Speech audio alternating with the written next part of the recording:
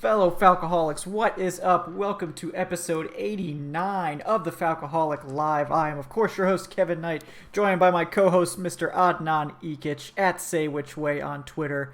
Before we kick things off tonight, I need to ask Adnan, how are you doing tonight, sir? Oh, I'm doing very well. The Falcons are restocking that treasure chest of draft picks, uh, and I'm here for it. It's tanking season. It's Yep, draft season.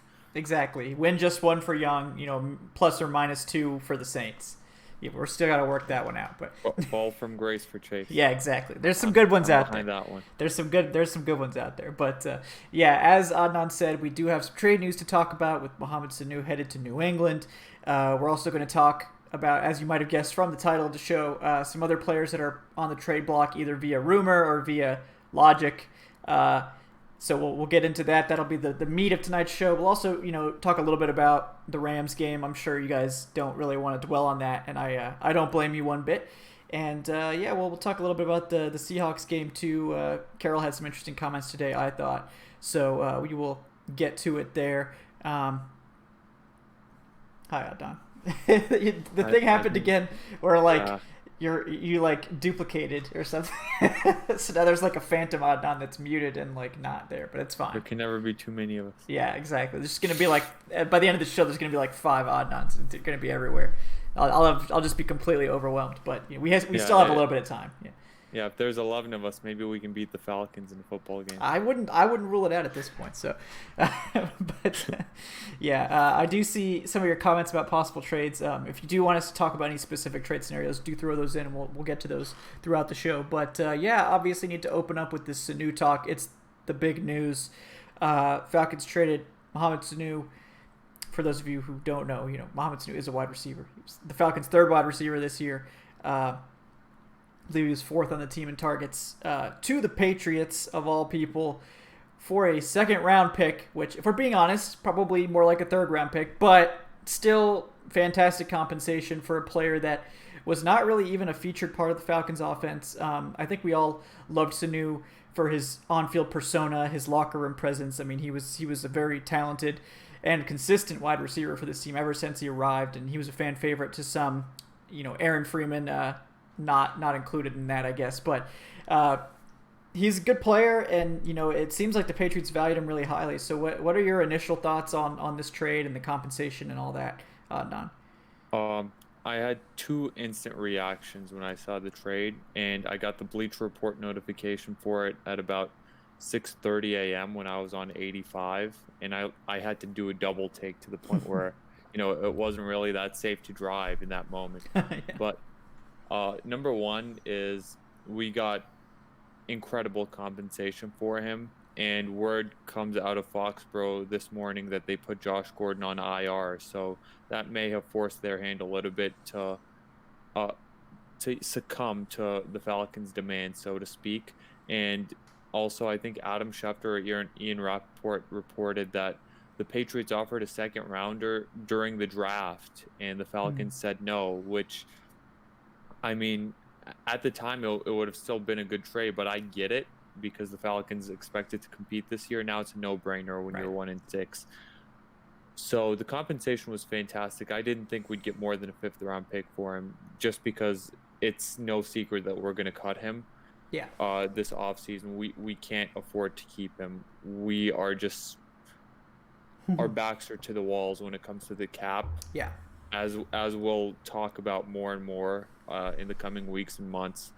But we weren't going to keep him. There was going to be no compensatory pick because you have to let a player expire, and he Yep. needs to sign somewhere else to get a compensatory pick. So getting a second round pick is fantastic for one, even if it is from the Patriots and it'll be late. And for two, I'm excited for Sanu, like fan favorite. Just came in, did the work, a fantastic free agent signing, maybe one of the five best free agent signings in Falcons history. There really aren't that many outside of Michael Turner, Alex Mack, and Matt Bryant. None others that like really stick out. Tony Gonzalez was a trade, but Right. I'm super happy for Mohamed Sanu, and go win that ring. The Patriots are loaded up right now. Their defense is absolutely terrifying. even though they haven't really played a murderer's row of opponents. Yeah. You know, you can only beat whoever's on your schedule, and they've been beating everyone down.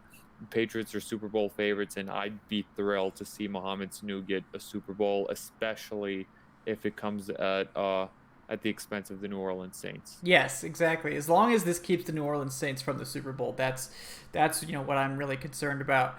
But yeah, I pretty much agree with everything you said there. I think we all love Sanu, but I don't think any of us really viewed him as like a second round value. And to be honest, like with the Patriots likely being the Super Bowl winner, if we're being honest with ourselves, it's a third round pick essentially, but it's basically like the first pick of the third round essentially. And with the Falcons, having potentially a top 5 pick, that means they could be picking 2 picks very close together, right at the 2-3 turn, which gives you a lot of ammunition potentially and also flexibility there.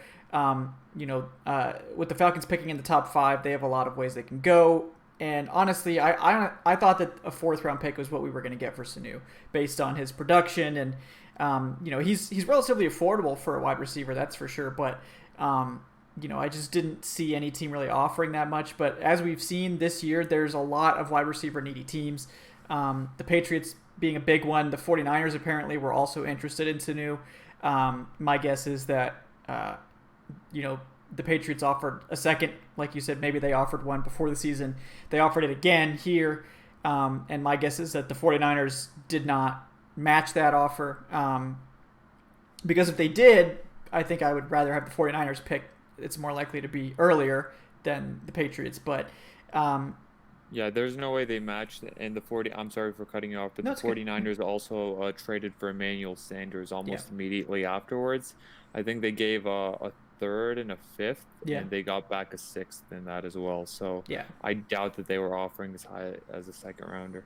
Yeah, and I think you could definitely argue whether Sanders or Sanu is like a better receiver overall, but Sanu, what made Sanu such a great trade chip was the fact that he's under control for another season after this at a cap hit that is expensive for a 3rd wide receiver on the Falcons, but for a team that needed him as like their wide receiver 1 or 2, like the Patriots, $7 million or whatever he's making next year, that's nothing. That's a drop in the bucket compared to what you normally would pay for a wide receiver 1 or 2. So the fact also that the Falcons were almost certainly going to cut him for the aforementioned cap reasons, and teams knowing that, I think if you were smart, you'd probably be wise to that situation, taking a brief look at the Falcons cap situation next year. But just well done all around. This is very likely the end of Dimitrov's time in Atlanta, but I do appreciate him keeping an eye on the future. Even if Dimitrov gets fired here, it's very likely he could get an opportunity elsewhere, and he wants to leave on a good note, obviously. I mean, he's not going to sabotage the team or do anything to mess it up. And whether or not they want to admit it, I mean, this move basically is the team kind of tacitly admitting that they're not making the playoffs. Because like you said, I agree with their stance not to trade him before the season.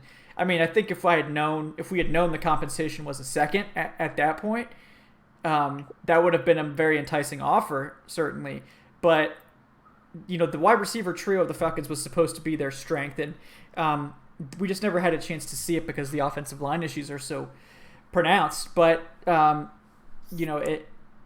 fact that we can get something from him, the benefits to this trade are multiple, including the draft pick compensation, and we'll get to that in a minute. But yeah, I mean, I'm definitely give the Falcons an A for this trade. I think this was necessary on a lot of levels. It gets you a draft pick, and it's a fan favorite player, a player that I really liked. That's going to be leaving for a hated rival, but these are the types of deals you have to make in the NFL from time to time. So at least it's not the Saints, right? Yeah, it's a fantastic. Well, no, you don't trade with the Saints ever. Yeah. But it's a fantastic trade for the Patriots too, because they needed that depth with Josh Gordon going down, and they recognize that their window is like right now. So they go out there, they load up, get Sanu. He's going to be their wide receiver on their team next year as well. They're going to get a compensatory pick out of him as a result eventually. Just a very good trade for both parties. And the Patriots have like 1 million picks too, so it's not like they're out here just like sweating, giving away. Like a second round pick is still still a very good day 2 pick, no matter how you cut it. But if anyone can afford it, it's the Patriots, and they won't be caring about it if they win another Super Bowl. No, that's the thing. Like, the Patriots don't seem to care about their draft picks, really. They whiff on a bunch of them. It just doesn't seem to matter. Belichick's track record with second rounders is maybe the worst of any round for the Patriots. They've had some hits, certainly. Gronk, I believe, was a second rounder. They've also had Jordan Richards in the second round. So, there's been some busts there. And with Belichick, it just seems like it doesn't really matter if they have high picks or not, that he's just going to get the players they need. So why not trade it? And this is, one of those times where the connection to Belichick pays off for Dimitroff. For those of you who don't remember, Dimitroff was brought up in the Patriots system, and that connection has always been there between these two teams. And it works out probably in both teams' favor here because, like we said, the 49ers were in on the trade as well. So I'm glad it went through at the end point of it all, and having that extra second rounder, even if it is very late in the process, is key. We've duplicated again. Welcome back. I'm sorry, my Wi-Fi is just. It's okay. It's right okay. Now. You froze. You have this very stoic face. It's actually great.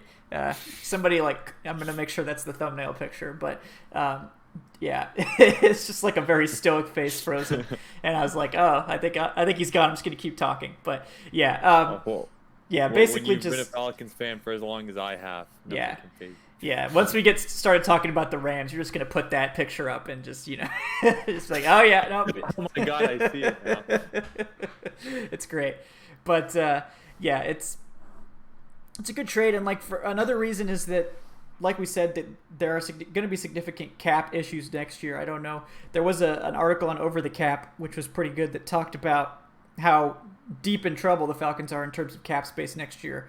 And it's, they're going to be, assuming their draft class, now factoring in, a top 5 pick, which is very expensive, they could be as much as $18 million over the cap, just factoring in their draft class.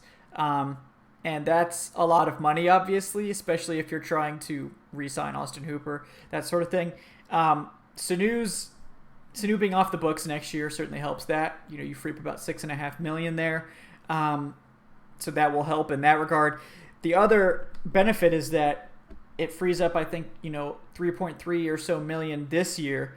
And if the Falcons don't spend that, which I don't know why they would, that money can roll over to next year and help you out a little bit out of that jam as well. So they have, with Sanu's money, they'll now have a little over $5 million in remaining space this year. So if they can save the majority of that for next year, that will go a little bit of a way in buffering the cap issues they're going to be running into.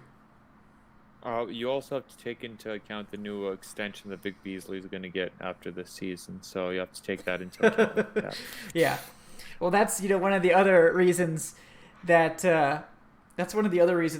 they want to trade Beasley so bad. Is to get his money off the books, which, I think we can all, I think the both of us can acknowledge that we had an emergency show when he got picked up again, when they officially acknowledged that they weren't going to cut him. And of course we were very negative about it. And we've been talking about it all. We had assumed all offseason that he would be cut because it was such an obvious move, right? He hadn't produced. Yeah. $12.8 million is premium pass rusher money. There's just, I think we said, oh, it's possible they could cut him and then try to re-sign him cheaper, for something that's not fully guaranteed and all that. But they didn't, they stubbornly went about keeping him because, I guess neither Dimitroff or Quinn can admit defeat with a first-round pick. And, we got him back. That $12.8 million could have bought Preston Smith, who's having, one of his best seasons ever for Green Bay. Could have bought Justin Houston. Who's having a resurgent year in Indianapolis. It could have paid for an actual pass rusher, I guess is what I'm saying. And instead, it's paying for someone who the Falcons are probably going to have to take a late day 3 pick at best to get him off their books. If I'm the Falcons, I'm taking a 7th rounder or a pick swap or something like that. You just need to get his money off the books. He's still slated to make about $7.2 million over the remaining games of this year. Every game that he's on the roster, it's another $800K that he's going to be paid. So the sooner you can offload him, the better. And the sooner you do that, the more money you could save against the cap. And yeah, I mean, that $7 million could go a long way next year. So they just need to get him out of here as fast as possible. Bank robbers are jealous of how effectively Vic Beasley has made all of this look, because he's robbing the Falcons blind, and he's doing it legally in broad daylight, because Quinn and Dimitrov just have such big egos that it'll now cost them their jobs at the end of it, hopefully. Yeah, that's what we said when they kept him. It was like, this could very easily be the decision that gets Quinn fired at the end of the season, because if the pass rush is bad, this defense is not going to be good. And guess what? They're approaching historically inept levels of pass rush at this point. Yeah, 4 games without a sack, which seems impossible, because how do you not even luck into a sack? Last week they had one taken out by a bogus roughing the passer penalty. So, well, I don't think that was even a sack. I think Goff got the ball off. Okay, possibly. And it was a late hit. Yeah. It was called a late hit on Oluwakin, which, I mean, I have no idea. Yeah, it was a bad call either way, but yeah. But it's still like, with Vic Beasley, I think I saw on Twitter the Falcons are trying to pay another team to take him. like they're offering to give a portion of his salary to pay it to whatever team is going to take him, and still no takers. And that's something that doesn't happen in football. You'll see it very often happen in baseball, where there is no salary cap, and teams will pay a portion of the salary. It doesn't really happen in football, but that just shows you how bad he is. Yeah. That nobody even wants to take him from us when we're trying to literally give him away. And I don't blame anyone. He is bad. Vic Beasley is not good. Yeah. He doesn't even look like he cares. Right. He doesn't even look like he wants to be on the field right now. He's just cashing a check. Yeah. Well, that's probably why they're having such a hard time trading him, because why would you trade for someone who clearly doesn't want to play football, And look, I think Beasley has other interests, and it's clear that, football just isn't his love. And that's fine for 99% of people. It's just not fine if you want to be a first-round draft pick and, have an NFL career. So yeah, I mean, if he cared about football, if he cared about getting better, he would have probably been at OTAs instead of, skipping voluntary workouts. I think also there's word going around that Dan Quinn was not happy about that. Yeah. And I get it. So Dan Quinn really had no choice but to save face and be like, oh yeah, no, he's working out individually. He's getting better or whatever. Yeah. Because at that point you have to it's semantics. You have to say something. But Vic Beasley, it's like I said last week, Dan Quinn stuck his neck out for you, and just do it for his sake. Just try and get better for his sake. Mm-hmm. But instead you're now throwing someone who really stuck his neck out for you, who really went to bat for you, under the bus. Yep. And it's just what are you doing? Skipping voluntary OTAs, skipping Von Miller's pass rush summit to do other stuff. I don't even care what he was doing. Yeah. What do you do? You're a football player, and this was a super important year for you. You were at a crossroads in your career. Yeah. And he's not gonna make it. Yeah, I agree with you. He's frozen again. That's exactly right. How? Maybe that's the problem with Dan Quinn, if we're being honest, right, guys? That he is too trusting. He is too positive about players, even those that have proven that they can't cut it, or that they don't care. And it seems like Vic Beasley basically has shown us since 2016 that he doesn't really care. And Quinn was like, well, I think that I can make you care. So please do this. So this is what I'm going to do. I'm going to give you $13 million guaranteed. Okay. Now you need to come and do everything you need to do. And that's not how you inspire someone who doesn't care. You just give them money, then no matter what they do, they're going to get that money after X date. And X date passed long before he had to announce whether he was coming to OTAs or not. And it's just what the hell are we doing here? If you want to light a fire under a player, you don't give them $13 million guaranteed. You give $13 million guaranteed to a player that is going to come in and bust ass. A proven player. Vic is the farthest thing from a proven player, and we knew that coming in. If you really wanted him that badly, cut him and re-sign him. There's nothing stopping you from doing that. You could cut him and re-sign him for $13 million again and just make it not guaranteed. Like, make it like, all right, it's the same amount, but we can cut you at any time, and the money's not guaranteed, and we just get it all back. If you want him that badly, like refusing to even take that step, I guess they were terrified someone else was going to swoop in and sign him. Like, who's you can see by the trade market, no one gives a shit about Beasley. Like, no one wants him, so it's so puzzling. I wish someone would have, taken him off our hands. I wish someone would have swooped in and like traded for him. But I still remember it was it was before, it was in the off season where we were like, all right, Vic Beasley's gone. We weren't even like really entertaining the possibility very much of Vic Beasley like being back, like of us giving him this money. We were entertaining possibly he'll be back for a fraction of the cost. But man, I'll be really happy when he's no longer on my football team, and we can at the very least give that roster spot that he's wasting to someone like an Austin Larkin, some young, hungry pass rusher who's really trying to make it in the NFL, who's being blocked because Vic Beasley wants to cash his checks. And I mean, I'm not mad at you for making your money. It's like, no. If you're scamming someone successfully like this and they're like idiots for being scammed by you, then, more power to you. But I mean, it'll be nice to use that roster spot on someone who's actually going to be serviceable. Yeah. And it's we basically were on this from the beginning, and it's just a case of Quinn and the front office being convinced that a player, is going to turn it around, and they were wrong. And the sad thing was, this was the exact same thing that happened in 2018. They did this exact same thing in 2018. It's like been the past 3 years, honestly. Like 2017, we had Dontari Poe briefly, and that helped.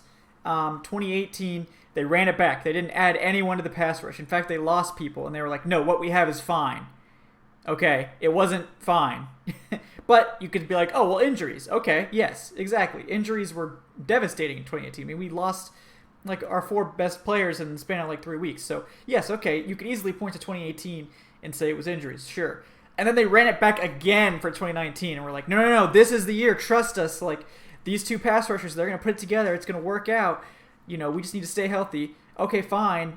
And it blows up in your face. Somehow they're worse than 2018 when they had all these injuries. Like, it's exceptional in a bad way. And the thing is, one, it completely vindicates Marquand Manuel, because wherever he is right now, he is probably enjoying the hell out of this this Atlanta Falcons defensive collapse. If I was Marquand Manuel, if I was in his position, I would just I would make it priority television to watch the Atlanta Falcons every single Sunday from 1 to 4. I just kick.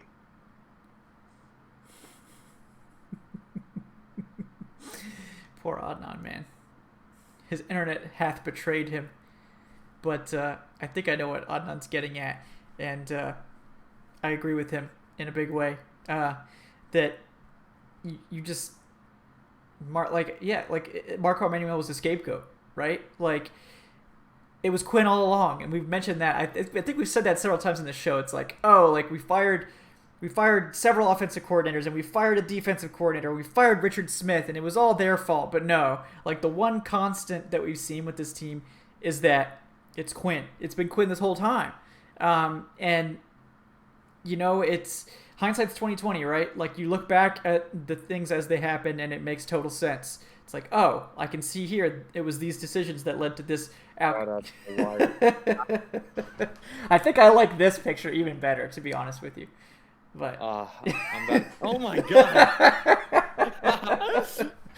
I think I like that one even better. Oh my god. This will be the show of many Adnan faces. So someone clip that off now. But yeah, no, go on with your Marco Emmanuel rant.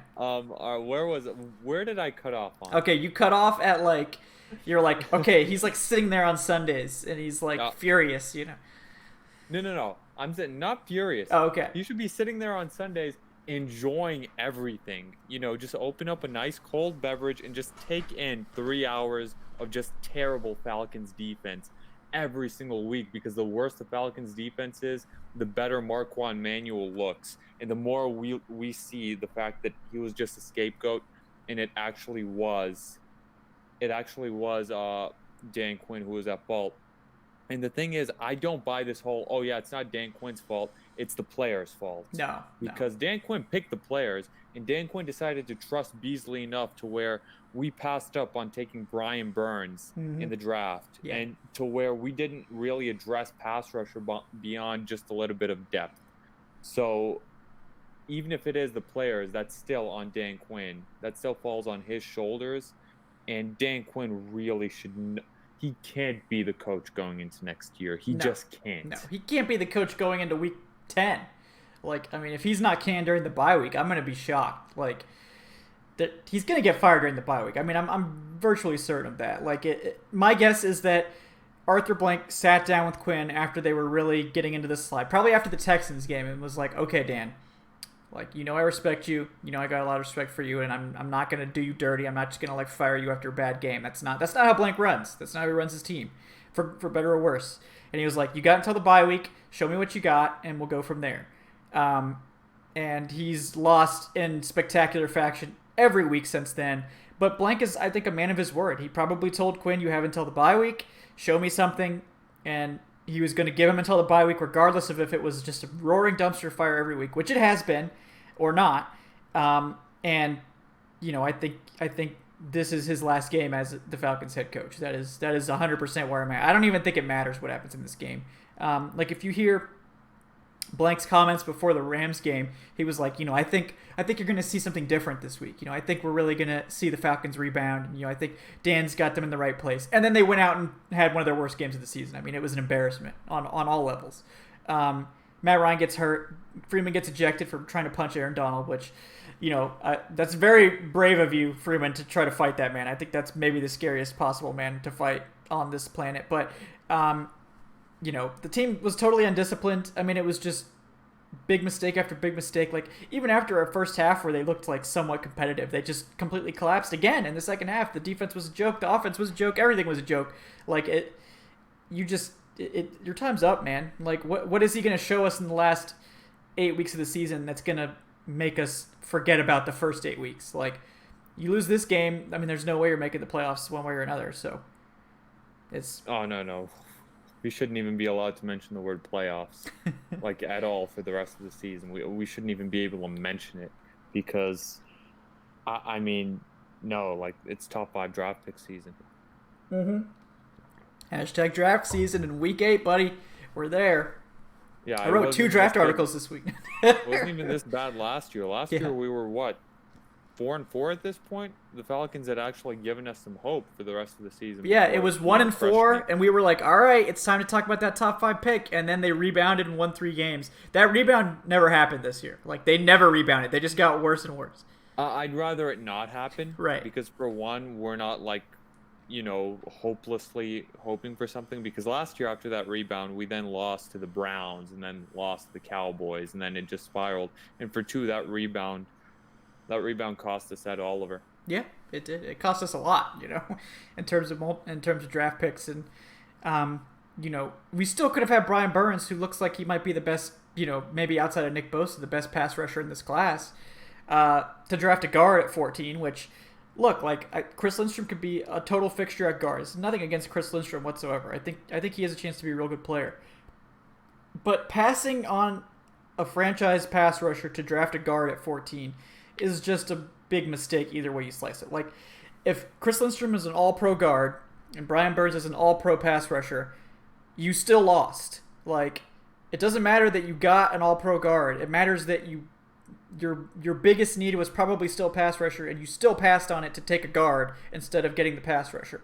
That's a loss. Like, the pass rusher's value is greater, no matter what way you slice it. Even if Burns is like a Pro Bowl level, whatever you think about Pro Bowls, pass rusher, and, Lindstrom's an all-pro guard, like, I still think you could probably tilt the scale towards Burns, even in that situation. Like, taking a guard at 14 is such a gigantic reach on that position, unless it's like a Quentin Nelson type. And as good as I think Chris Lindstrom can be, I don't think he's Quentin Nelson good. So it's like, that was a mistake, clearly. And then you reach in on offensive tackle in Caleb McGarry, who, as much as I, grew to like him from watching his tape and I like his attitude and all that, and he could very well turn out to be a good offensive tackle. I think that there were, more proven options available that probably could have helped you more this season. McGarry's had his ups and downs, certainly. He hasn't been elite by any stretch of the imagination. I mean, I think he's been better than Ryan Schrader last year, which is not really saying much, but, that was another pick that could have helped you this year that hasn't really so far. So it just seems like to get to be this bad, you have to have a series of decisions and mess up every single level of those decisions. Like, at every opportunity, we've seen Quinn make the wrong decision this season. Like, as soon as Neal went down, Quinn had the opportunity to be like, okay, well, Sherrod Neesman, he started like 6 or 7 games for us at strong safety last year and was a solid starter at worst. All right, Neesman, get in there. And then, you have solid starter play. Most likely. Maybe Neesman falls off a cliff this year. I don't know. But instead, we see Kamal Ishmael, who gets roasted to the point where they're like, okay, we have to bring in another strong safety now. Jonathan Cyprien.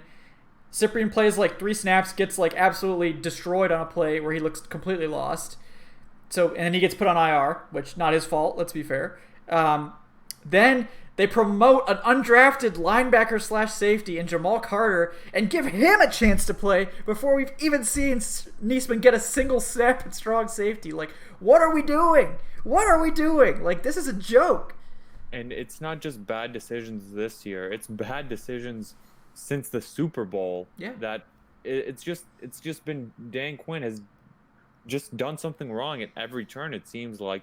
And it started out with Kyle Shanahan leaving, and Kyle Shanahan was absolutely the reason why the Falcons went to the Super Bowl. It was not Dan Quinn. It was absolutely Kyle Shanahan.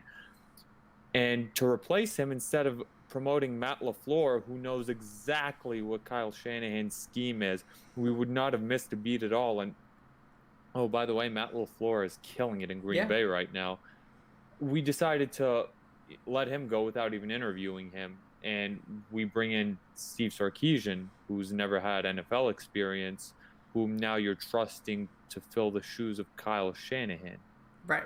I just don't get it. Like, how are you? Why?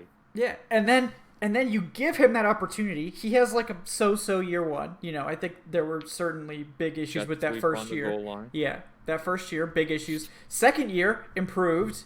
Still not like Kyle Shanahan level, but the offense was top 10. I mean, I think that he showed improvement.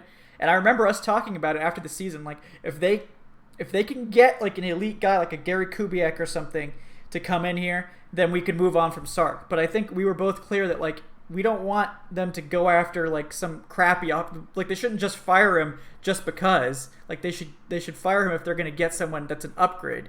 And what do? Instead of going with him, who is, for whatever issues he had, he was like a solid offensive coordinator at worst last year. I mean, top 10 offense with the offensive line issues they had and that terrible defense. Like, the Falcons were still competitive. They were 7-9 for God's sake. Like, it's not like they were that bad. You fire him to go back to Dirk Cutter, who's just a retread that just abandons every semblance of Shanahan's offense by like week 3.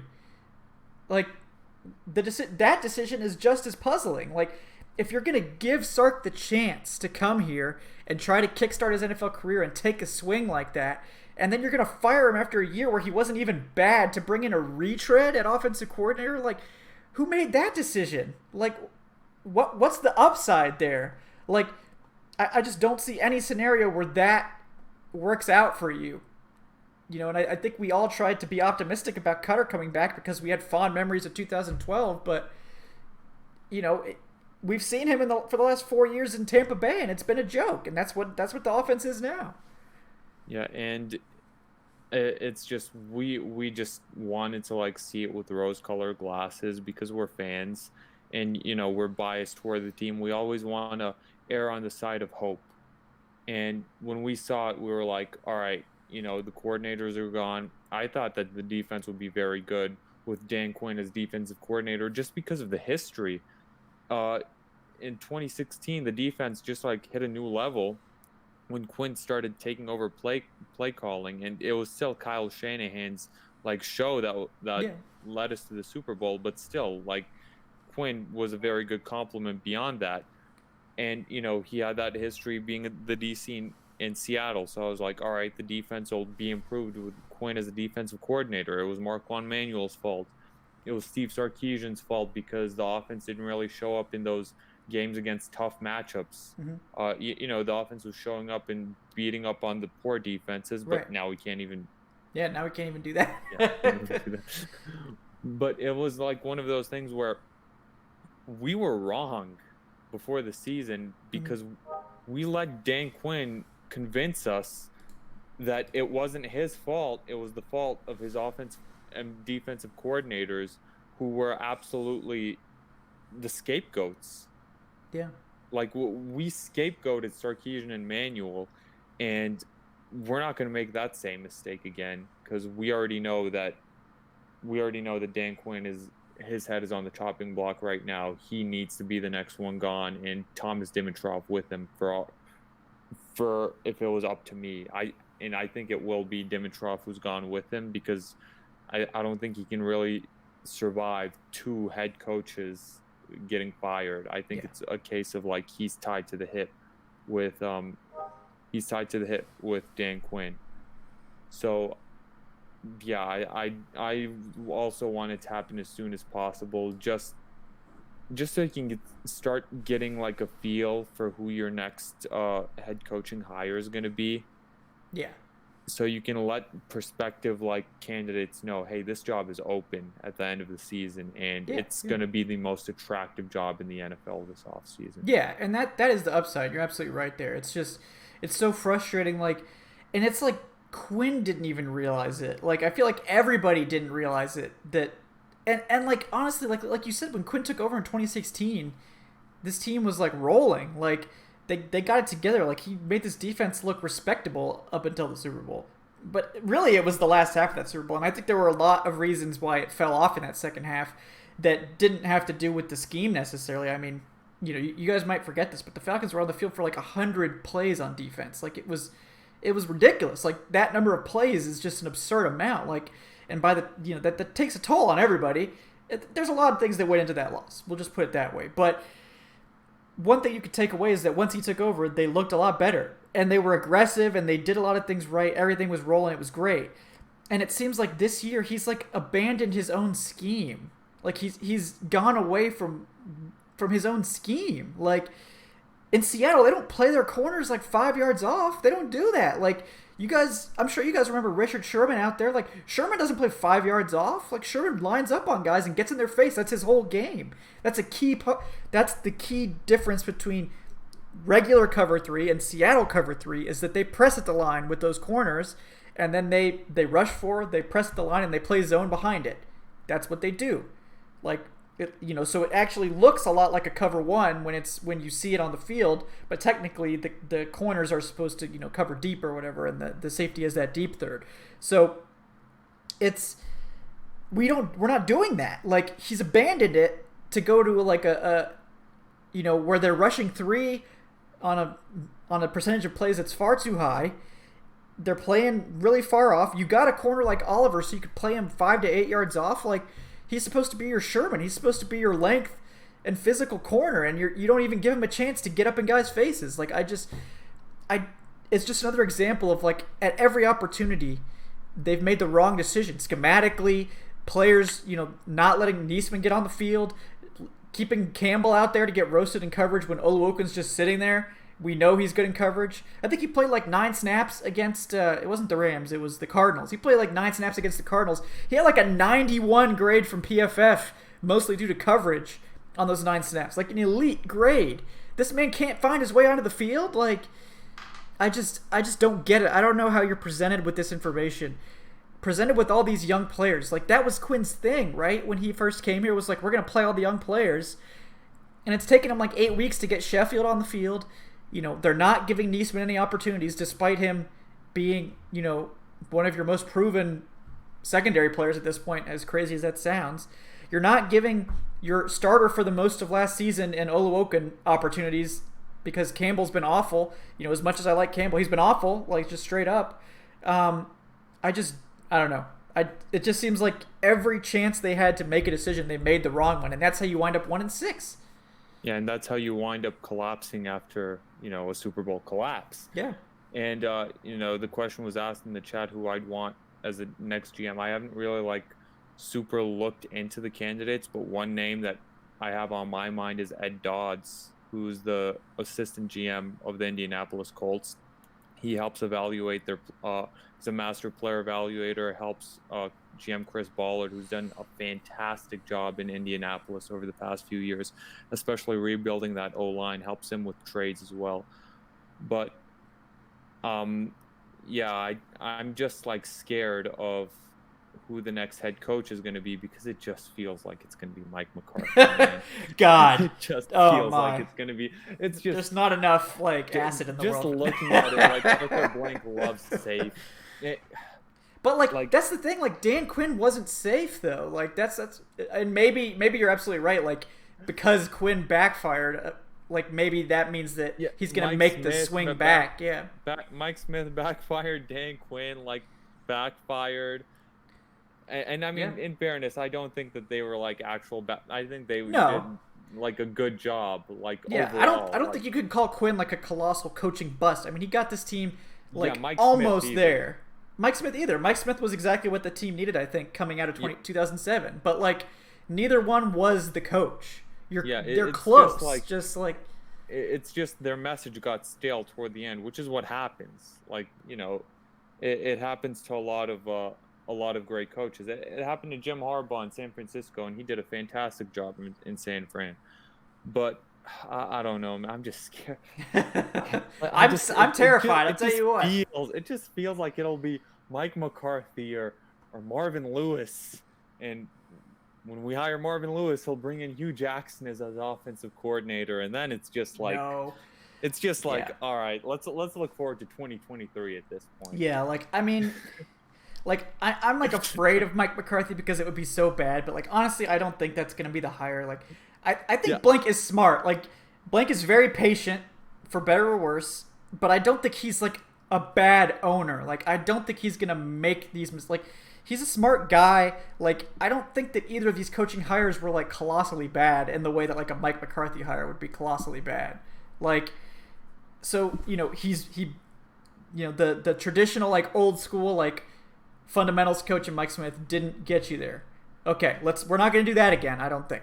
So, and the new school defensive-minded head coach in Dan Quinn couldn't quite get you there either. So what has he not tried at this point? Offense. It has to be an offensive It's going to be offense. And it'll be Hugh Jackson. Yes. Oh, my God. Yeah. I honestly think, he hasn't gone after a successful college coach. We've seen, that work out sometimes. We've seen it not. But I think with just a few years left with Matt Ryan, with this nucleus having maybe 3 to 4 years left of being, in their top at their highest powers, I think you swing for the fences on a coach like Lincoln Riley. I think this is a time where that makes sense, because if you screw up, going for a weak coach like Mike McCarthy is not going to make you any better than going for a Lincoln Riley and failing. At least if you fail, you tried to do something bold. Don't be a coward. Don't send this team out with a whimper with Mike McCarthy. Go take a swing. Offer freaking Lincoln Riley whatever he wants to come here. Give him full control. Let him take this team into a futuristic offense, and we'll just see what happens. But at least you tried something bold and new, and kind of like what the Cardinals did with Cliff Kingsbury, except Lincoln Riley actually is a winning head coach that didn't get fired by his school. So Lincoln Riley's the good version of Kingsbury, the one that didn't get fired for losing a lot of games. Lincoln Riley's a winner, and I think that his offense is clearly easy to pick up for quarterbacks, because every year he makes a new quarterback look like a Heisman candidate.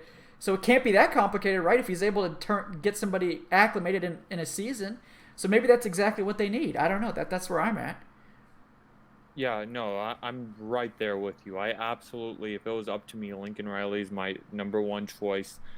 I'd absolutely again go with someone who's never had the opportunity to be a head coach before, someone who's not a retread, so to speak, someone who's a young, fresh mind, who's going to incorporate some of what's actually being done in 2019 into the offense and not, run the I formation and just the running back up the middle every single first down and not run 22 personnel. Someone who may actually run some 11 personnel, a lot of 11 personnel, someone who's going to utilize pre-snap motions, someone who's going to utilize RPOs, someone who's going to utilize Matt Ryan's moving around off play actions, which is something that really worked. But yeah, no, I definitely think I really am scared, and I think it's going to be a retread. It's just a feeling I have that we won't really go that bold. I mean, that's a fear. That's a legitimate fear. I think it's like Arthur Blank is going to try and hedge his bets because he knows he's put a lot of money into this team, and Matt Ryan doesn't have long. And you can look at that from two sides. One is he doesn't have that long, so let's go for that home run higher. Let's swing for the fences. And I think that's where the majority of the fan base is. But then you also look at it as, all right, he doesn't go. Matt Ryan is already in his mid-30s. We've invested so much money. If we swing for the fences and strike out, then we're screwed for years. But, hopefully I'm wrong, and hopefully we go out there and get a young offensive mind, whether that's Lincoln Riley, whether that's, I don't know if Bieniemy is that young out of Kansas City, but I wouldn't really mind him either because he's from that Andy Reid offensive coaching tree, and Andy Reid is someone who adapts to the times, someone who's just like been fantastic for decades as a head coach in the NFL, and sure, he doesn't really get it done come playoff time, but that's not Bieniemy's problem. The last two head coaches that he had that came from Andy Reid's coaching tree were Matt Nagy, who just led the Bears to a 12-win season, and the Bears would have been at least in the divisional round if not for the double doink, and Doug Peterson, who just won a Super Bowl. Right. So his coaching tree has success, certainly. I don't really know much about Bieniemy. Like, we're not even really sure if he's calling plays or how much control he has. But, if Andy Reid is confident enough in him to make him his OC, that's a guy he's grooming. It's another guy he wants to kind of give an opportunity to. I know Soler mentioned Kevin Stefanski. If that Vikings offense keeps lighting it up, I think that is a legitimate option, too. If Blank wants to go a little bit less, like going to try to steal a college coach, going for an NFL OC that's had success recently, in Stefanski, that could be an option, certainly. But yeah, I mean, I this is how I think I see it from a business perspective, is that after this season, like, the fans are going to be pissed off. Like, this, I mean, I understand how you guys feel because we feel the same way. Like, if he hires a Mike McCarthy, they're not going to be able to fill seats at the stadium. Like you could do any study out there about how the fan base would feel about, and regardless of whether we think this matters or not, fan perception does matter because you got to sell tickets to keep your team profitable. This team has gone in the tank. Attendance is super low. I mean, the stadium's like empty for these last couple games. I mean, you were there. I mean, how did it look when you were there? Oh no, when I was there at the beginning of the game, it was pretty sparse. Yeah. And then the boos started come halftime, deservedly so. Mm-hmm. And then toward the end of the game, you just saw people filing out. And at the very end of the game, there were not as many people in the seats as there were in the beginning of the game. Yeah. And so while all of those tickets are technically sold, all of the season tickets are like sold out for the entire season.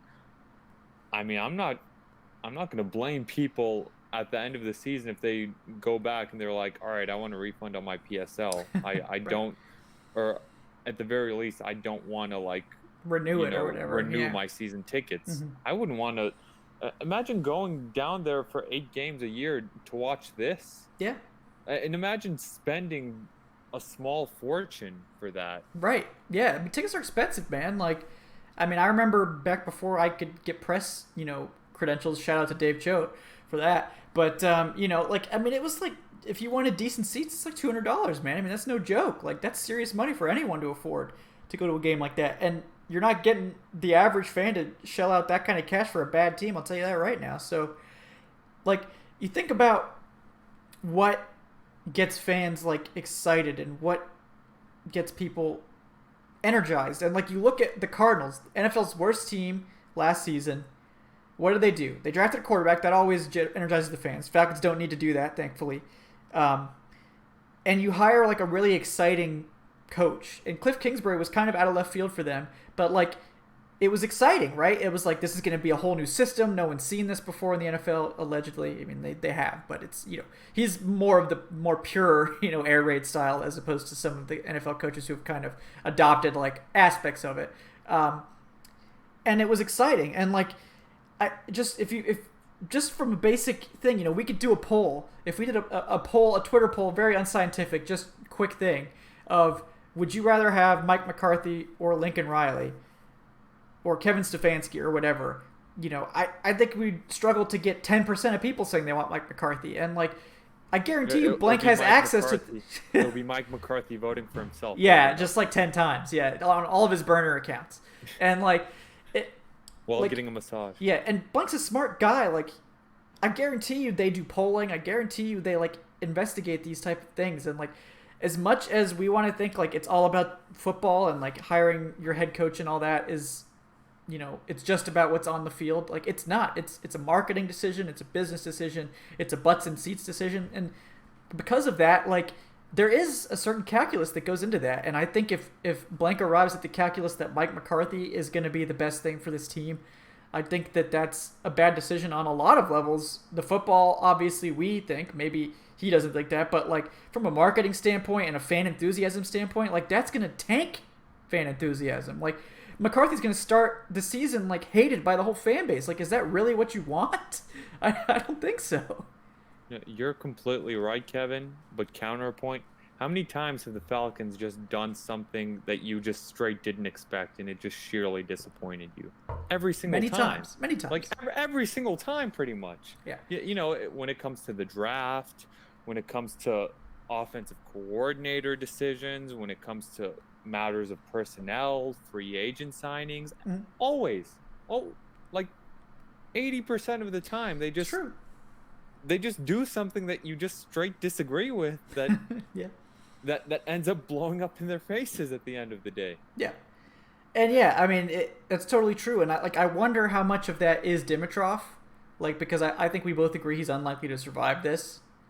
He's going to make it till the end of the season, certainly, but I don't think he'll be, allowed to stay on. So I wonder if, Blank hires, if he fires his general manager, Blank is going to go to another coaching firm to make the hire, like he did with Quinn, who were apparently the firm worked in concert with Dimitroff, to find their coach and all that.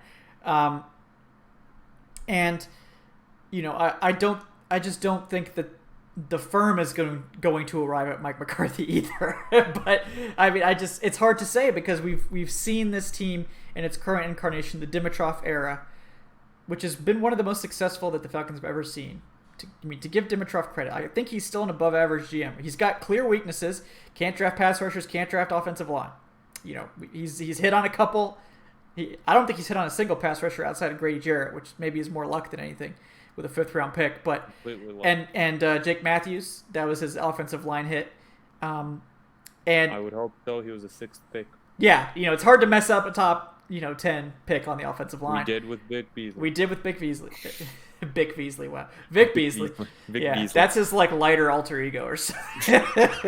Is his alter ego actually good at football? I hope so, man, because his current persona is not. But, so yeah, that's going to be something that we really monitor over the course of the offseason. But they've never made a coaching hire, except for maybe Dirk Cutter this year, that, like, screamed such a bad idea like Mike McCarthy screams to me. Like, he's a retread coach. There's all this stuff out there about how he basically was, like, phoning it in and at the end of his career, like he was getting massages during team meetings and stuff like that. Like, I don't think you settle for that under any circumstance in Atlanta. Like, I just don't think you can make that hire at this point. I think a team like Washington, could be a very strong player for him.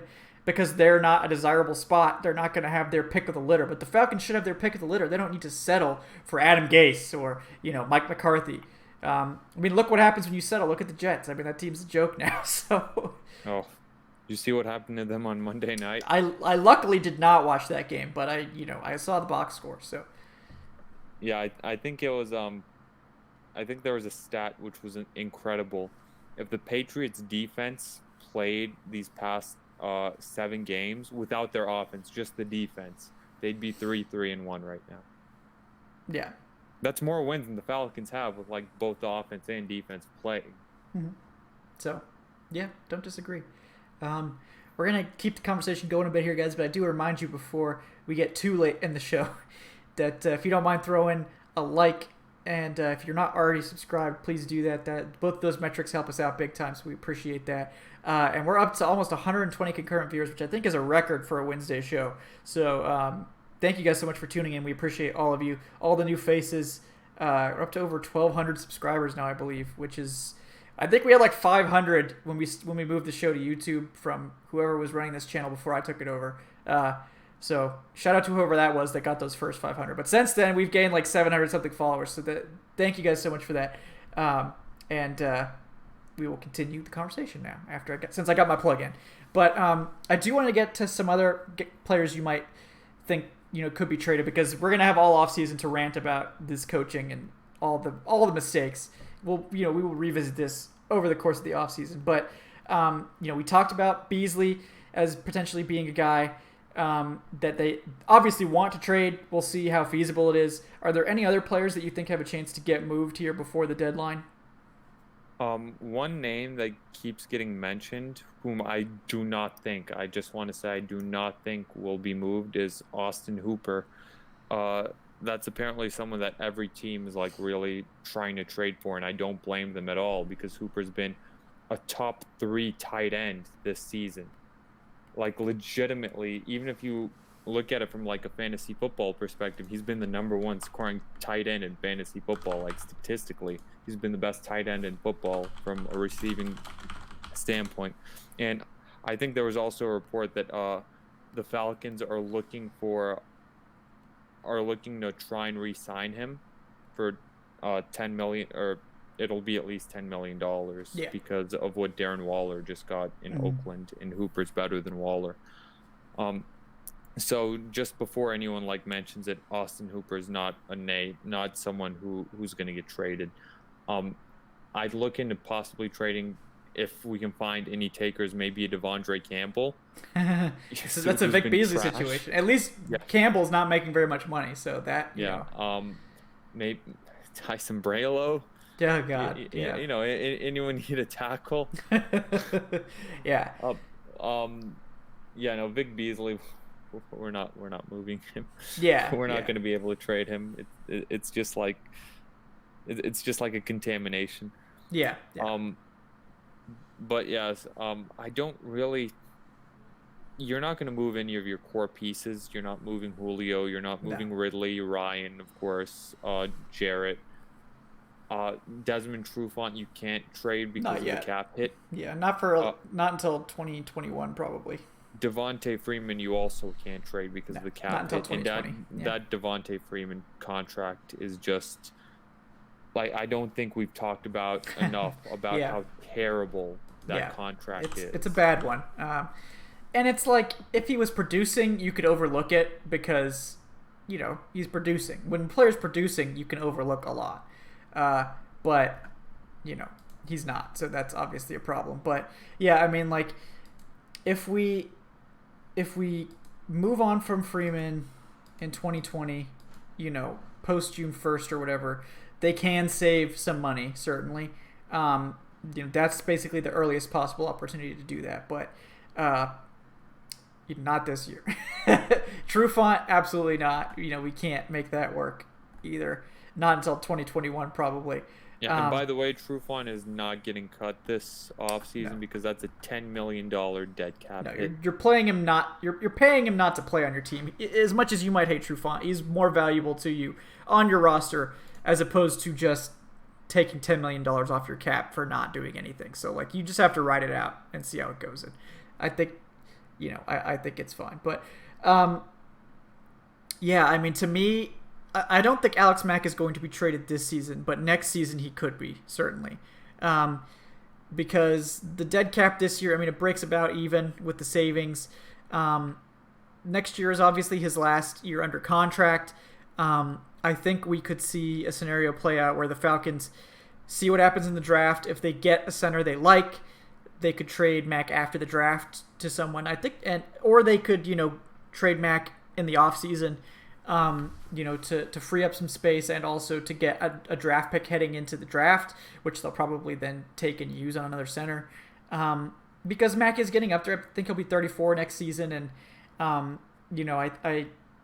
he's such a key piece to keeping Ryan upright right now. I don't think you can move on from him. And honestly, they probably should have drafted a center this year to groom behind him. And I don't count Wes Schweitzer. I knew you were gonna say that. Like, no, okay, we're not. That does not count. Like, they need a day 2 center. They could have had who the Saints took, who's starting and looks great for them. Eric McCoy. He was one of my top guys. They didn't do that. Now there's no one behind Mack, and you could have had more flexibility, but you don't now because of that. But he's someone I think who could get moved in 2020. Particularly if they like what they see in the draft, or if the guy that they trade for or sign or whatever is good in training camp, then that. But I guess we're all terrified of another what's that dude's name? Peter Kahn's situation. Yeah, second round pick in 2012. Well, isn't Tyler Biadasz from Wisconsin too? He's the center guard from Wisconsin who looks really good. So I think that. That would be a popular pick, right? Well, what makes things worse is that we didn't even have a first that year because that was the year after the Julio trade. Right. So we really couldn't afford to strike out on that second round pick. Yeah. Yeah, and Tyler Biadasz is from Wisconsin. He's the top-rated offensive lineman this year, so maybe other than tackles, but he can play guard too. Andrew Thomas out of Georgia, he's a dog. Go Dogs! So Falcons fans want us to take him. Yeah, convert him to guard, man. Well, we got to trade back into the first round for Jake Fromm. Hell yeah! Who, by the way, is absolutely a game manager. I'm not a big Jake Fromm fan, and I think whoever gets him is going to be sorry about it a few years from now if you use a first rounder on him. But that's not me talking. Yeah. And then we got to get the kicker, Rodrigo Blankenship. Yes. Third round pick. Let's go. Yeah. We got that extra second. It's for Rodrigo Blankenship. No, I mean, the Falcons have been so good at finding undrafted kickers, honestly. Like, I think that, Giorgio Tavecchio wasn't an undrafted free agent, so he doesn't count. He was someone they've signed off the street in the middle of the season. But, like, a bunch of their guys that they randomly found, like Will Lutz, great kicker. Like, they just seem to be really good at finding them. So maybe once Dimitroff leaves, they're going to struggle to find a kicker again. But I'm just not concerned. I really don't think it matters where you draft a kicker. I think you just hone in on some guys you want, you bring in a couple guys, and then you see what happens and just go from there. It's more mental than anything, I think, with the kicking game. So, did have a question from Blackbird Blitz. If we get a good center in the draft, why would we move Mack instead of letting him mentor the new guy? And that's a very good point, Blackbird, because I think that's the ideal situation. I do think, however, that if they don't really feel they're going to be competitive, which that would suck next year if they really think that they're that far off, because I don't think that they are. If they feel like they're not going to be competitive, they might just be willing to roll a rookie center out there and just give him his lumps this next season and get, a potential day 2 pick maybe for Mack and use that in this draft. That's maybe a little high, but Mack is arguably still one of the league's best centers. So there are teams that are desperate for offensive line. There always are. You might be able to get that, and you might be able to save a little bit of money too, which they may be in desperate need of. So it could be a financial and draft pick related thing when it's all said and done, but that's kind of where they stand there. Let's see. Draft a punter later rounds. I mean, Solera could be. They could find an undrafted guy. I mean, honestly, like this Casey Redfern guy seems pretty solid. So, I'd maybe give him a chance and see what we got elsewhere. But, his kickoffs have been pretty good. I think his punts have been fine. I mean, largely. So, Yeah, I think Bosher's days in Atlanta may be done, sadly. yeah, yeah, because he's a free agent. So I mean, it's this injury probably cost him a second contract or another contract. So, as sad as that is, I will miss the beard. We'll miss the beard big time. Yeah. Yeah, things have gotten so bad in Atlanta that we were discussing drafting kickers. Oh yeah, we're there. It's only October and it's draft season. We're gonna go through the entire roster by the time April comes. Exactly. We will dissect everything. Yeah. So what would be your top 3 draft needs right now for the Falcons? Defensive end. Well, yeah, that's a given. Number 1. Yeah, number that's a 2, given. and number 3. Yeah. Defensive end. I think sadly we may have to look into a cornerback. Yeah. Just because we shouldn't. We have no business having to look at a cornerback given the high draft picks that we've spent on CBs. But Isaiah Oliver doesn't look it. And I'm still not ready to outright call Oliver a bust. No, me neither. Until we can get a coach who's actually going to maximize his strength, who's going to play to his strengths. I want to see Oliver up there and press man a little bit. Yeah. So cornerback safety, sadly, with the Keanu Neal injury, I don't think Keanu Neal is getting that 5th-year player option. You just can't give it to him coming off of a torn Achilles and a torn ACL in back-to-back years. It's the nature of the business. Yeah. I definitely want to try and keep him long term, but not for that kind of money. And who knows if he'll even come back the same player. Yeah. Linebacker is another one. Yeah. Because we have Deion Jones as a linebacker. I don't want to see Devondre Campbell in Falcons jersey. No, he's not gonna be back. No. Foyoluakin I really like. And I think he's in line to be a starter next season. Yeah. And we need one more linebacker, unless you want to pay Vic Beasley to be your long-term linebacker. He's finally going to be good. He just needs to be moved to off-ball linebacker permanently. No. Yeah, you just got to drop him into coverage. But, yeah, linebacker is, I think I'd put it as number 2, and number 3 is probably... I lean toward cornerback, but also looking more into the future, you'll have to probably address running back eventually. Not this year, but you can't just go out there with a stable of 4th and 5th round running backs and expect that to cut it. You're gonna have to eventually spend a 1st or 2nd rounder on a running back a few years from now. Yeah, I mean, unless we see Smith or Olsen or Hill really take off over the second half of the season and show that they can be, that type of guy. I think you can have success with those late round running backs if you hit on one. It just is going to depend on what we see and if we see these guys actually get an opportunity, which hopefully we will. And then, I don't think it's out of the question to take a day 2 running back. If someone really good falls like Travis Etienne or something like that into that day 2 range, you've got an extra 2nd rounder. We could see that potentially, but I think we can agree that it's probably more the offensive line and the rushing scheme right now that's holding them back, as opposed to running back talent. I don't think Freeman's that bad. I don't think Ito Smith and Quadri Olsen and Brian Hill are the problems with this running game right now. But yeah, no, I don't think so either. But also, I'm also worried with Ito Smith. He just picked up 2 concussions in 4 weeks. Yeah, that's tough. At what point do you just look at it if you get another 1, 3, then maybe it may be time to shut it down for good, because there's more important stuff than football. And I want Ito Smith to have a long and healthy life, of course, more than anything else. So maybe Ito's someone who may not be in the cards long term. So then beyond Freeman and Ito, and Freeman's not going to be here a few years from now. Yeah. Beyond that, your other running backs are Hill and Ollison, and I like Hill and Ollison, but definitely not as guys who get the majority of the carries in a given game. Yeah. Yeah, I agree. And we need to honestly, like, it would be good if we could see these guys play some over the remainder of the season. Like, we don't have to give Freeman a million snaps when there's no chance of making the playoffs. Like, play these young players. Now that Sanu's gone, give Russell Gage as many snaps as he can handle. Jaden Graham, like, takes freaking Luke Stalker off the field. Yeah, free Jaden Graham already, man. Like, let's take a look at these young players, for God's sake.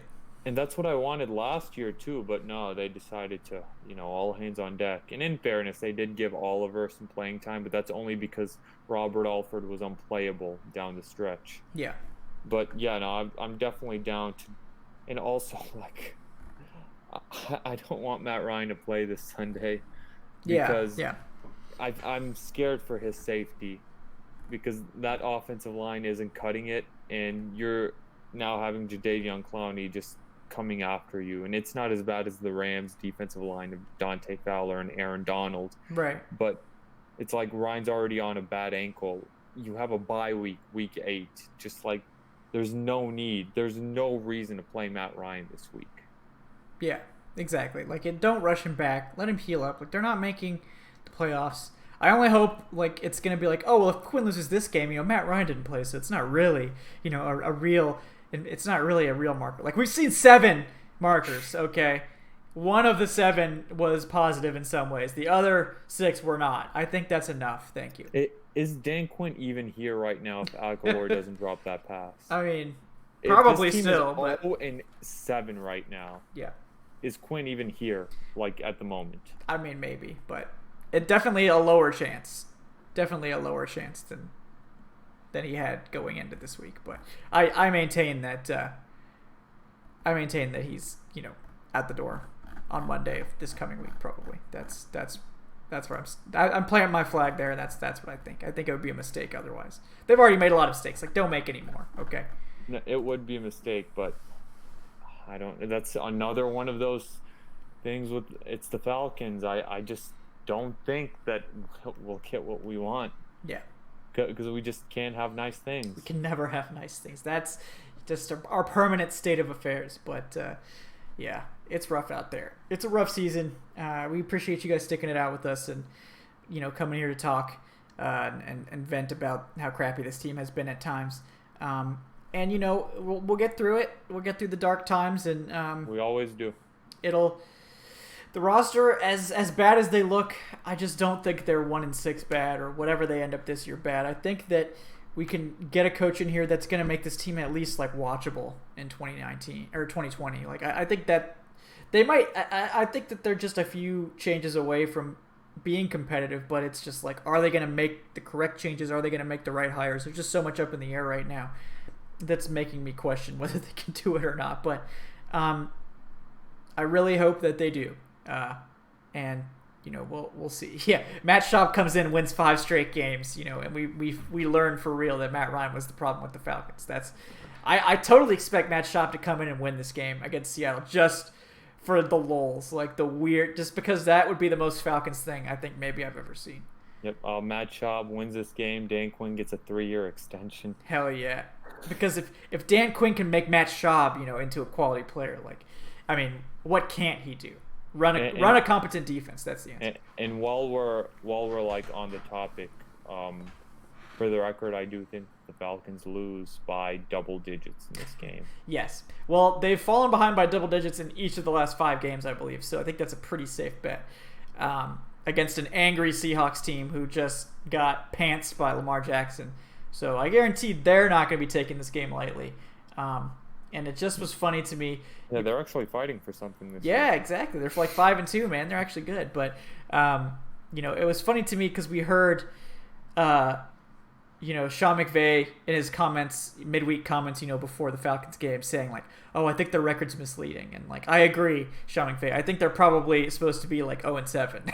Yeah, that would be a lot worse. Because if you looked at how his players played, they had no respect for the Falcons whatsoever. Like, Aaron Donald was like picking up Freeman and carrying him around. Like they didn't fear this team. They didn't respect this team. And it's like, it's bad, man. And it's one of those things where it's just, that's the worst. Like, you're on the football field, and to just get bullied is the worst thing that can happen to you.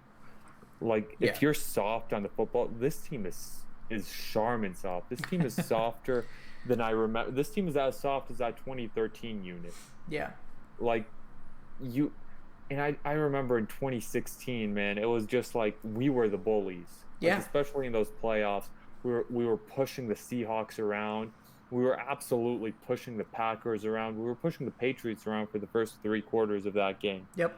And just down the stretch, we were just like pushing everyone around, and that's what you want. Yeah. And now it's like, oh, Vic Beasley's out there, and he doesn't. He's care out there what cashing the checks. play is gonna Yeah, be, he's exactly. cashing checks. Mm. Caleb McGarry, for as much as he's like trying, he's getting just like ransacked. Yeah, and he's a rookie tackle. I mean, it's tough to be an effective rookie tackle. It's rare. That doesn't. And remember, Jake Matthews struggled as a rookie, and look at where he is now. So I think McGarry could still be good, but it's Jake like Matthews also had that like leg injury like immediately in game 1. Yeah, but McGarry missed all of training camp with a heart thing. So yeah, that's true. And it's like, it's still like this team just overall is just super soft. And I still remember that picture that surfaced of Matt Ryan just with 4 Rams all over him. And he's just trying to pass the ball. And that's just like, that picture is literally a microcosm of Matt Ryan's entire career in Atlanta. Of just like everything collapsing around him. He's trying to stay stoic and trying to make a play, lead us to victory, trying to save the play while everything around him just collapses. Yeah. And that's the saddest part of all of this, is the fact that Matt Ryan's getting older. And if we don't like help him win a ring, especially with the defenses we've given him, like, we'll have done wrong by him. Yeah, he deserves one for sure. And I do want to address one question before we get out of here, because we've gone really long. But Andrew Sorley, I know Julio did, come out and say in the locker room that he didn't think the coaching was the problem. Like, he said there's nothing more we can do. Like, there's nothing more they can do for us. And like, while I respect Julio a lot, and I respect him making a statement like that, Julio is wrong. It is the coaches. And I think the locker room is entirely split because of this. Because I think there's a lot of players that like Quinn, and there's a lot of players that know that the problems this year are on Quinn. There are schematic issues.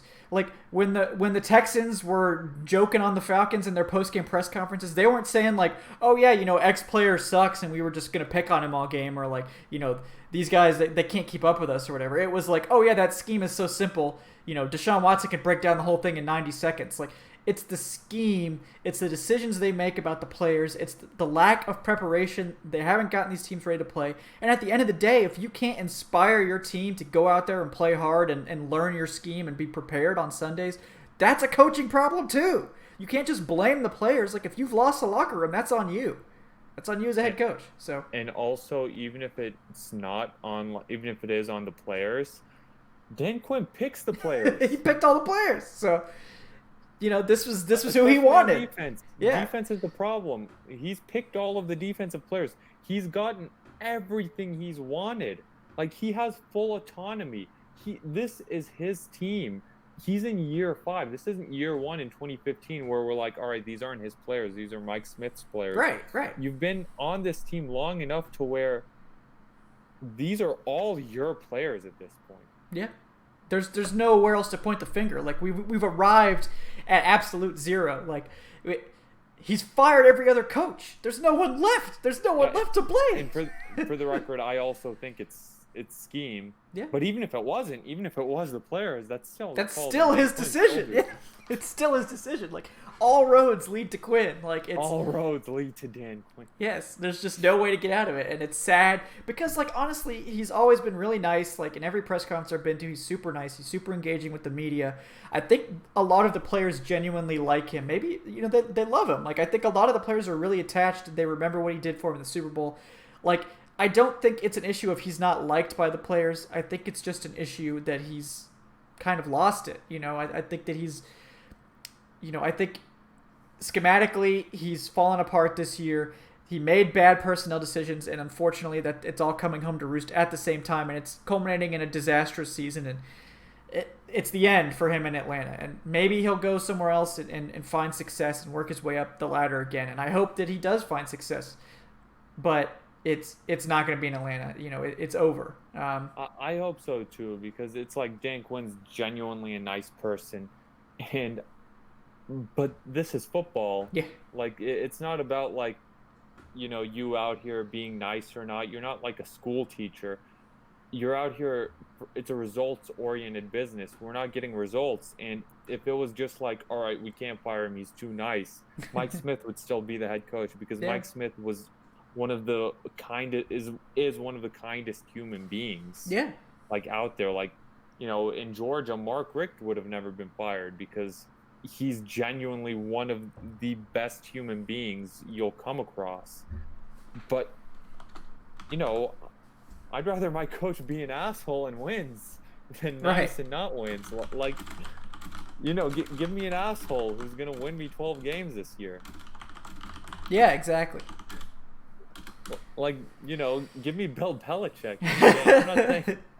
I'm not saying Bill Belichick is a bad person or anything, but he's kind of an asshole in the media. I'd much rather have Bill Belichick as my head coach. Yeah, me too. As much as I hate Bill Belichick, you gotta appreciate that man for how good of a coach he is. Like, you can hate him as much as you want, but if you don't think he's one of the greatest, if not the greatest coach of all time, like, you're just wrong about that. As painful as it is, but Super Bowls. Yeah, like, it's the ridiculous. Results speak for themselves. They do. Yeah, guys. Well, we are over an hour and 20, so we probably got to sign off here because it's late. But we do appreciate all you guys tuning in with us for this very lively discussion. Of course, we're all happy to have Adnan back. If you don't mind throwing us a like, and if you're not already subscribed to the channel, please do so. You will not regret it. I guarantee it. We got plenty of good content coming. It's going to come throughout the season. We have post-game shows on Sundays after the games. Those will be coming hot and fast, and immediate takes. And then during the off season, we're here as well. Draft shows. Adnan and I are big, draft season aficionados, so we'll be here to talk you through that. Salary cap stuff. Is very long this year. Yeah, it's gonna be extra long, so it's gonna get really spicy with these takes. So you guys know we're gonna keep you entertained if we can. And yeah, I mean, I don't really have anything else for tonight. We got to save some takes for the rest of the season. So Adnan, before we get out of here, Adnan's at Say Which Way, by the way, folks. Anything you're working on you want to plug? Yes, I am very excited about this article that's coming out very soon. Let's just say it's a Dante's Inferno parody of Matt Ryan and Dan Quinn. Yeah. And it's 100% a parody. It's what you're telling me. This isn't a serious article. But yeah, so that's coming out. So we're in spooky season. It's the Halloween spirit. So check that out when it comes out. It's called Matt Ryan Goes Through the Trials of Dan Quinn's Inferno. Yes. And also every week I do a What If the Falcons Win or Lose article, which again I don't know why I write half of it. I can just write what happens when the Falcons lose. Right. So that comes out weekly, and so does a fantasy football stud and dud article every Monday night that comes out, and that's because I am pouring all of my hopes and dreams into fantasy football now because Falcons aren't doing anything. Yeah. Yep, exactly. Definitely check that article out. If only for the pictures, because the pictures are great. Pictures are fantastic. Definitely check that out, folks. And I'm Kevin Knight on Twitter at Falcoholic Kevin. I had what's going on with the Falcons, receiving core, how the offense is going to change with Sanu gone. I had a draft article yesterday, so if you're into that, check that out. What to do with that top 5 pick with that Tua clickbait picture. I did talk about Tua in the article, okay, so it's fair. But in terms of them, trading that pick away to someone who wants to take Tua, that was how I worked it in. But also, guys, the show is at Falcoholic Live on Twitter. If you do the Twitter stuff, we post there when we do live shows. But as long as you're subscribed on YouTube, you'll get the notifications as soon as they come out. We just appreciate you guys so much for tuning in. This has been arguably our most successful Wednesday show ever. And we're closing in on 100 episodes. The response to changing to YouTube, I mean, I couldn't have asked for better from you guys. It's been really awesome. Even in a season that sucks, you guys are here. We're having a good time talking. Good questions, good discussion. We appreciate that from you guys, and it helps us to get through this terrible, terrible season. So Misery loves company. Misery loves company. It sure does, and we'll be here for you. to help you out because we need help too. So until Sunday, guys, after the game, I'm Kevin. He's Adnan. Check us out on Twitter if you want to talk in between shows. But until Sunday, guys, we will see you then. Enjoy the rest of your week and have a great night. Night, guys.